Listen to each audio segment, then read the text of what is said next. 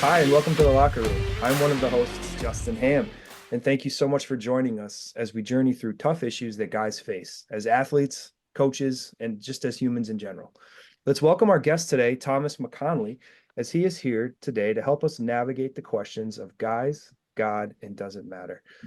Hi, Thomas. Thank you so much for being here. We're so excited you could join us. Why Of don't you tell course. us a little bit about yourself? Where are you at right now in school? What are you up to? That kind of thing. Of course. Yeah. So I'm currently at Roberts Wesleyan College in Rochester, and I'm an exercise science major, and I compete for the track and field team for indoor and outdoor.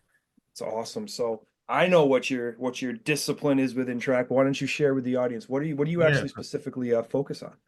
Yeah. So I'm a thrower. So I do shot put, discus, weight throw, hammer, all that good stuff. So. Oh, that's really exciting. So what is your favorite thing about competing, throwing, all of that? What's your most favorite thing you think? I just like the atmosphere, going to a meet, trying to win is always fun, and then trying to do your best and chasing after a certain mark, Mm, trying to qualify for nationals and all that, and it's just interesting, and I've had a fun time, working towards improving myself in the sport. I love that answer. So you're at Roberts Wesleyan. What made you want to go to college there? So I think I went for a visit my sophomore year in high school, and I went, and it felt very welcoming, and I just felt Okay. like I belonged here. And then it's Christian as well, so I love that aspect. I love that I reached out to the coaches, and we seemed to get along really well. I had a lot of conversations, so yeah, a lot of different things. Pretty cool. So you mentioned that you like the idea that it was a Christian college. So tell us a little bit, why is that something that's important to you as a high level, and I'll brag for you. You are the reigning state champion in discus. Is that correct for high school? It is, yep. So you could have probably gone the pick of your litter anywhere you wanted to go, but what made you want to go to a Christian college?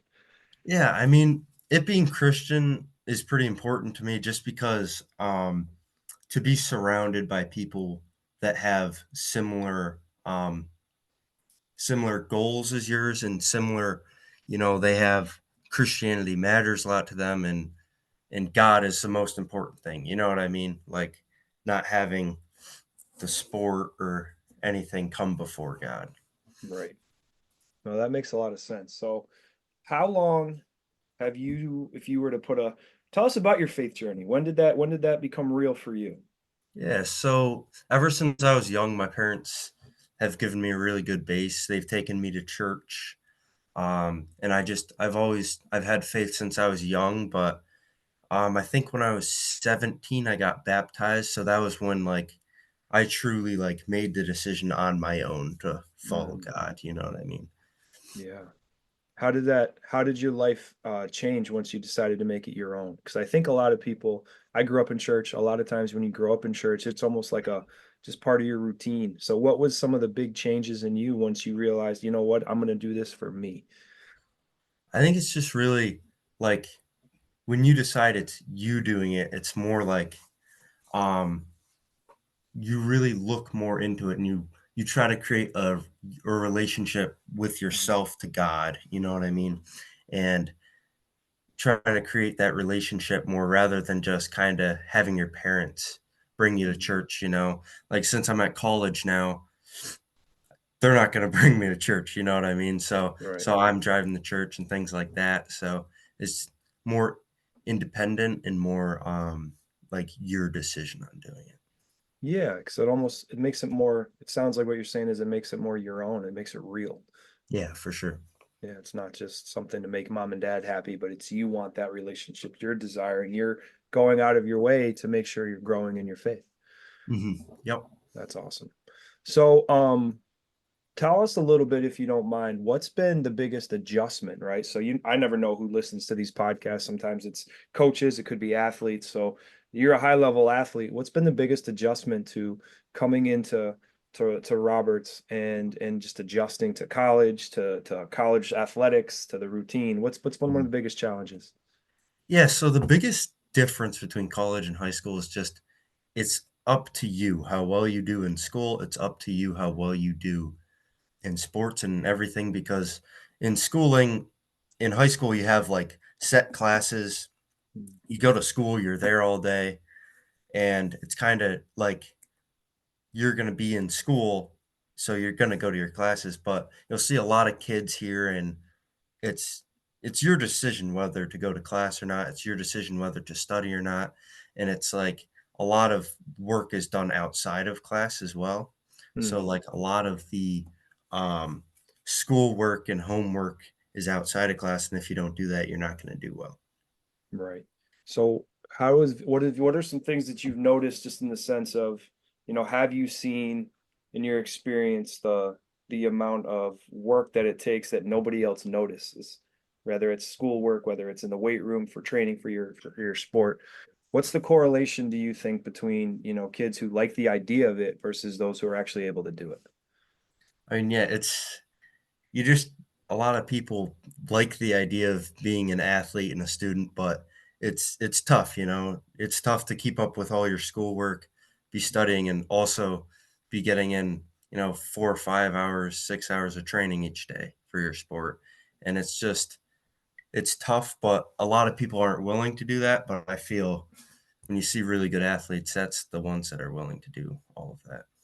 Yeah, when you were so I mean again, I've gotten to know you over the last couple of years and it's been super exciting to see where you're at and how bold you are about your faith. What was it like now that you're at a Christian college now, but growing up, I know you went to a public high school. So what was that like growing up, being excellent at your sport, but then also trying to live your faith out? What did that look like for you? Yeah, so public school, a lot of people don't have that same mindset. So it was definitely being surrounded by a lot of people, a lot of swearing, Mhm, a lot of just partying, things like that.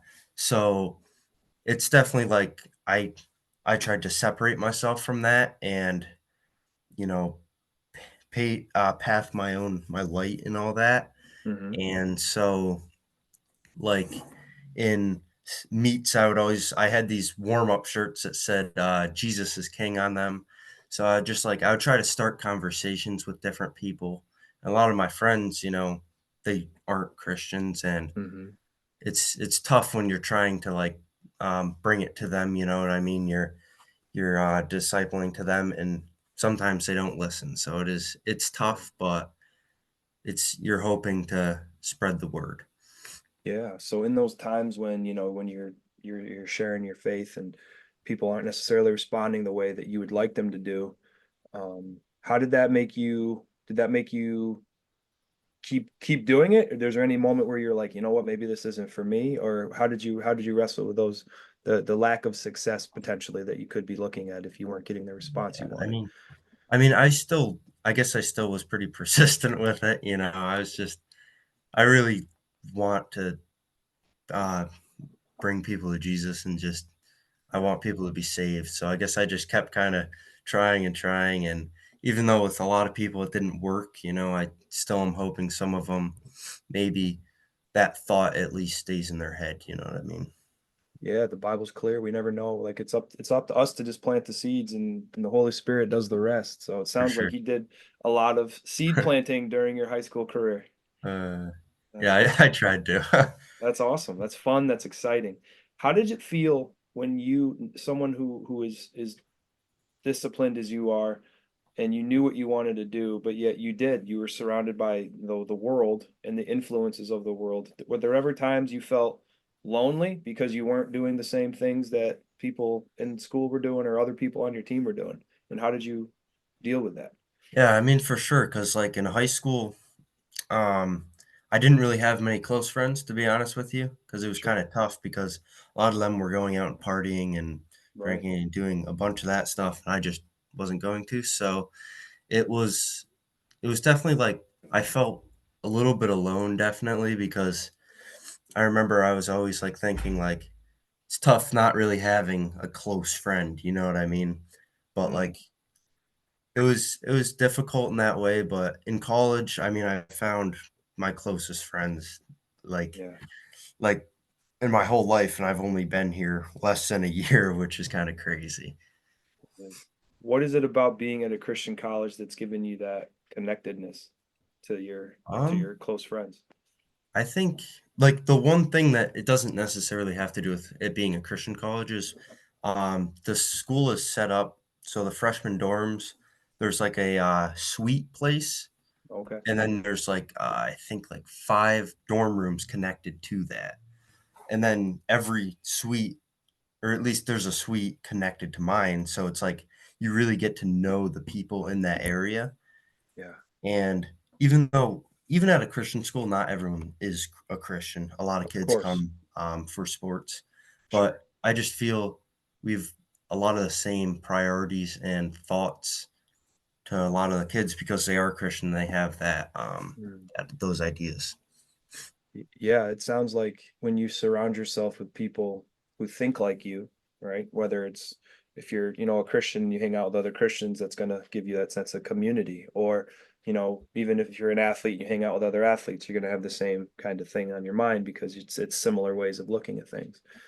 What would you say to a person, a young person or an athlete who is like in the same situation you found yourself in high school where you want to be bold in your faith, but you feel like you're alone, but at the same time, you want to say something and stand up. Like, how would you encourage one of those, like someone in that same situation? Yeah, I mean, I think it's just be bold and don't worry about what other people think of you because Mm, I know a lot of people maybe would have thought I was crazy or something, but I just I think it's being strong in your faith is more important.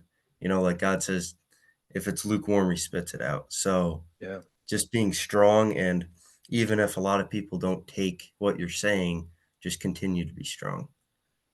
What is it about you think I guess my question is like why is it so hard do you think for some people to handle potential rejection? What makes it hard to feel rejection?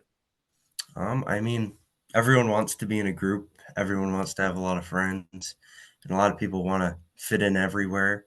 But fortunately, that's not going to happen. So I think it's just the want to fit in that when like you're not able to be in a friend group because of your certain ideas, that's tough for a lot of people, and it's tough for me too. Because yeah, I want to hang out with. There's guys I like hanging out with, but I Yeah. can't be super close with them just because of what they do. Yeah. And that doesn't mean that they're bad people, right? Nope, It's just a matter of, I know what you want to do, and you can't afford to compromise what you want to do because of something. So I think for that's sure. important to say too. It doesn't make them bad people. It just means it's someone that we need to be intentional with maybe how we're spending our time with them. Yep. So, so kind of in that same vein, I know for me, like I grew up in a Christian home, going to Christian school. I graduated from a Christian high school, went to a Christian college, and I was someone who was always a kind of afraid. Like I knew what I should do, I knew what I wanted to do, but I felt the pull of wanting to fit in when I was younger more than I did of wanting to do what's right. So I looking at you am like, man, I wish I could have done it that way. But rather than, beat myself up about it, I like what you had just said about the idea of finding your people. How talk about the importance of finding your people and how important that's been for you now that you're at college. People that think like you, that move like you, that have your same ideals. What is that like for you?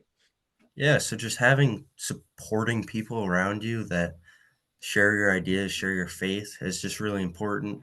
Even one of my closest friends right now, he isn't a Christian, but I'm still leading him down that path. Like he's been going to church with me, I've been giving him ideas about it and things like that. And it's important to have people that not only you wanna like to be around them, but it's also you want them to help you become a better person too. Mm, Like a lot of times, a lot of my friends all like I can ask questions about the Bible to them, and we can have a discussion about it, you know what I mean? And that's important to be able to do because it's important to be able to have questions and then maybe not have their answer. They might be coming from one point of view, and then another friend maybe has another, and then you have your own, and it's just important to be able to do that. yeah, that's awesome. And that's something that, you're able to do by being surrounding yourself with people and being to a degree vulnerable and able to open up with those those certain people, right? Not everybody needs to see how vulnerable we are, how open we are, but when you have those people in your life that you trust, those are the people that as the Bible says, iron sharpens iron. For sure. Yeah. So just kind of thinking about this and your own story, like where do you see yourself? And I don't mean, college wise or athletic wise, but as your faith is continuing to become your own, right? You're in college, you're making it yours, you're not at home anymore. How do you see yourself kind of passing along what you've learned so far? Yeah, I think it's just continuing to disciple the people and continuing to spread the word. And I just think it's important to try to bring more people to God, to Mm, Jesus, and to know the truth. yeah. What is what are some of the things that you find are successful in sharing your faith? Right? Because I I know think not everybody's Billy Graham. You know what I mean? Not everyone's out there super gifted in that. And I think a lot of people struggle with fear and what to say. But for you, like, what's something that works for you in living out your faith that you can show other people? being very open. A lot of people will be like, they'll they'll judge someone if they're trying to tell them something because I'm a sinner, you know what I mean? They're a sinner. Of And just course, being I like to be very open about that. It's like I know I'm not perfect, but still like show them the path and try to, a big thing is a lot of people they want eternal life. You know what I mean? They want to go to heaven. And it's like absolutely. bringing that topic up and being like, you know, there's a way to that, you know what I mean, through God and through Jesus. Yeah, I think a lot of people do. They have that desire for something more, right? And they don't even maybe know what it is, but they know that there's that afterlife is something that I think a lot of people think a lot about. And we know, as the Bible says, that Jesus is the way, the truth, and the life. So it's up to us to share that. But I think you're right. A lot of people are inclined to desiring to know more and have that relationship. And I only asked that question because I know younger me was afraid to like I would struggle sometimes to share my faith. Like I said earlier, I was afraid of rejection. Mhm. So I like that you're saying it's just, be consistent, be open, be vulnerable, be transparent. Um, I think that's a good way to look at it is just living your life and sharing what you know and what you believe. Yeah, for sure. Because, I mean, if people listen to you, they might not immediately respond, but, at some point you might be able to bring them to church or bring Yeah. them to we have like Bible studies too and things like that and just talk about it more openly. That's cool. Do you have is those Bible studies that you do just as a student, or is that more connected to like the athletic part? So yeah, there's a lot of different Bible studies. So there's an FCA Bible study. I haven't been to that one yet, although I do want to. But there's a minor Bible study for like which is a freshman boys dorm. Okay. I know there's one for the quads, which is a girls dorm. There's a lot of like those are kind of connected to the school in a way, and then there's a lot of more independent ones as well. Okay. That's awesome. Yeah, I know some of my teammates that work in Rochester, one of them, a couple of them help with those huddles there at the college. Mhm. So Yep, that could be a cool connection. But I that's awesome that they have such an emphasis on studying the Bible. And because I think that's the most important part, right? Like you're not going to grow in your faith unless you're spending time understanding more about who God is, and you get that through spending time in the Bible. for sure. Um, so I guess I know this conversation. I like to just have pull out conversation and go from there. What was what are some of the people in your life, right? So you seem to be someone very strong in your faith, and you're sharing that. So there's probably people that you've impacted, but who are some people that have impacted you in your faith as you to get you to where you are outside of maybe mom or dad? Yeah, so like here there's been a lot of people. Um I have like some of my friends, so there's a pole vaulter and a swimmer that I have a lot of discussions with about the Bible and about faith. And then like during high school, I mean Pastor Andrew for at Yep. Fusion who was the pastor, he with all his messages and things, and I got to talk to him a good amount outside of that, and he's definitely helped me in my faith as well. Yeah, Pastor. Yes. Also, for those listening, we go to the same church. So that's actually how I got to know Thomas. Our schools now compete against each other, our high schools, but fortunately I never had to coach against Thomas, but we go to the same church. So I got to know Thomas that way. So our pastor is an amazing speaker and communicator. So we're blessed to have him. How about what do you think the role of coaches are, right? So you've Oh yeah. played soccer in college or high school. I mean, you played soccer. I know you did track. What are the roles that a coach would influence you?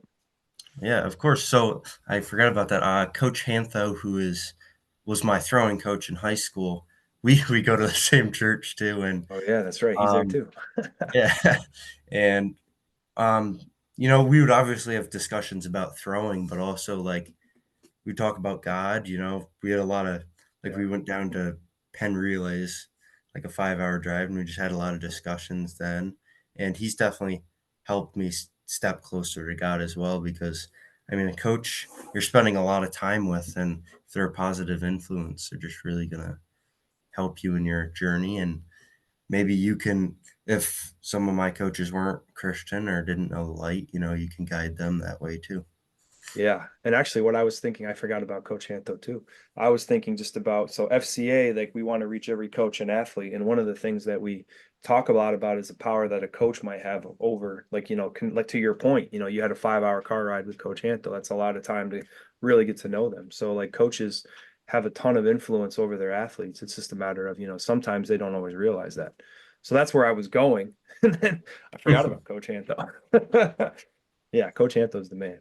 So I guess really the last couple questions that I have is, if what's something that you would say to your eighth grade self about, maybe your faith journey, what's something to encourage him? Because it sounds like, from my perspective, that you've always been a moral person, and as you went up through high school, your faith became real to you, and it led to ideas of loneliness and potentially that. So, what would you say to yourself, your eighth grade self, with what you know right now as a sense of like encouragement?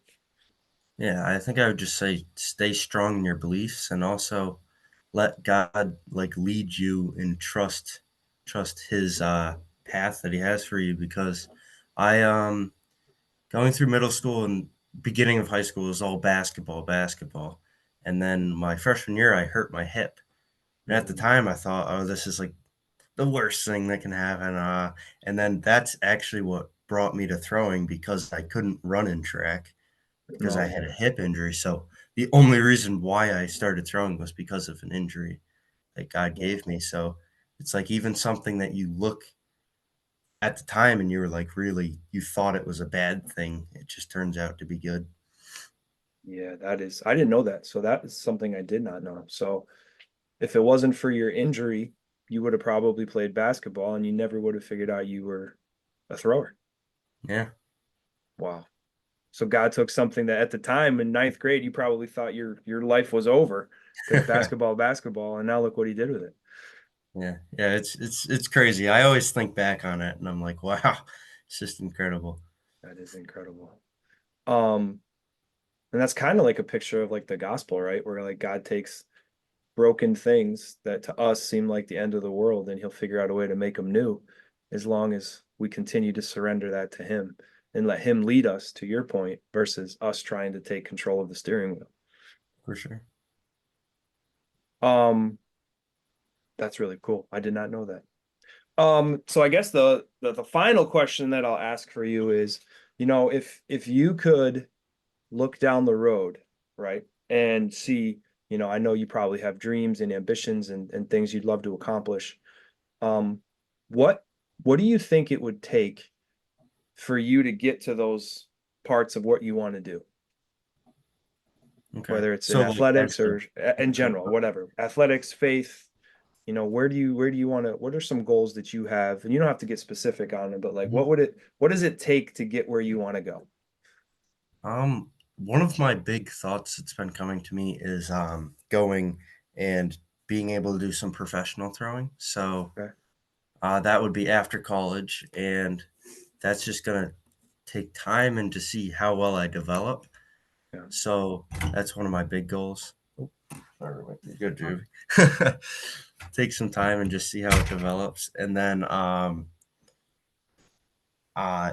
also I've thought a lot about being a throws coach at a college as Mm, being my profession, and then that would lead me to have facilities to train at, and then also like I could travel with the team. yeah, And I think it's that same way being a good light to your athletes. So like if I'm coaching them, bring that at least give them an insight of who God is, who Jesus is, and just continue mm, doing that. So that's yeah, like that's like my goal, I guess, is like professional throwing, do some of that, and then yeah. just see where it takes me. So that sounds like in order for you to get there, right? Like you can't just wake up one day and say, "Hey, this is what I'm going to do." It's discipline, it's hours, it's years, it's intentional living for a period of time, right? Yeah, for sure. And I think that's something that I know young people, again, we talked a little bit about it earlier. They love the idea of that, but what are they willing to do to make it happen? Hmm. And I feel like that's something that you have that kind of competitive discipline to make that a reality that not everybody does. And the fact that, you're willing to mark out what your goals are, that's huge. And I think people listening to this, I think, everyone has goals, everyone has dreams, and it's just a matter of what are we willing to do, what are we willing to surrender? What are we willing to give up? Because for you to get where you are, you had to give up going to those parties. You weren't a lot. You sacrificed, maybe capital, like social capital with your friends in high school because you were intent on getting somewhere with your athletics and you had to say no to a lot of things. So there's a lot of sacrifice that goes into excelling in athletics. And there's also a lot of sacrifice, I think, going into serving the Lord and witnessing and sharing your faith with other people too. So that was something that just hit me when you said all of that is this the amount of sacrifice that goes into being an excellent athlete as well as a follower of Jesus. Yeah, it's definitely a tough path, but I mean, he's been with me, and Mm-hmm. I couldn't be more happy where I'm at right now. So it's just I'm very happy that when I was younger, I never really thought professional athlete was. I mean, obviously, I wanted to be like a professional Sure. basketball player. I feel like a lot of people did, but Yeah. like I feel like I never really truly believed it. But now, when I'm like looking at my numbers and looking at the path, I'm like, oh, it might be possible. So Yeah. That's awesome, man. Well, that's really exciting to see. And I know I had a coach, and when I played basketball in college, my coach used to say, "Never give up what you want most for what you want in the moment." And I think you're a great example of that. Like you have a goal and you know what you're doing, and you didn't allow what you wanted in the moment to potentially interfere with that, whether it was in high school or even now. So well, Thomas, this has been great. I'm super thankful for you jumping on with us. I know it looked like your roommate wanted to come in, so we don't want to hold that up. But any last thoughts or anything else you just want to share before we wrap up the interview? yeah, I just wanted to thank you for letting me be on here, and I'm happy to see FCA and all the good things it's doing. I mean, it's really helping athletes come to God, and I've seen that a lot in Rochester too. It's been good. They're pretty active here too, as well. Yeah, So it's just been really cool to see. that's awesome. Well, awesome, Thomas. Well, thank you so much and continued I don't want to say good luck, but I guess good luck in everything that you got going on. And we will talk to you really soon.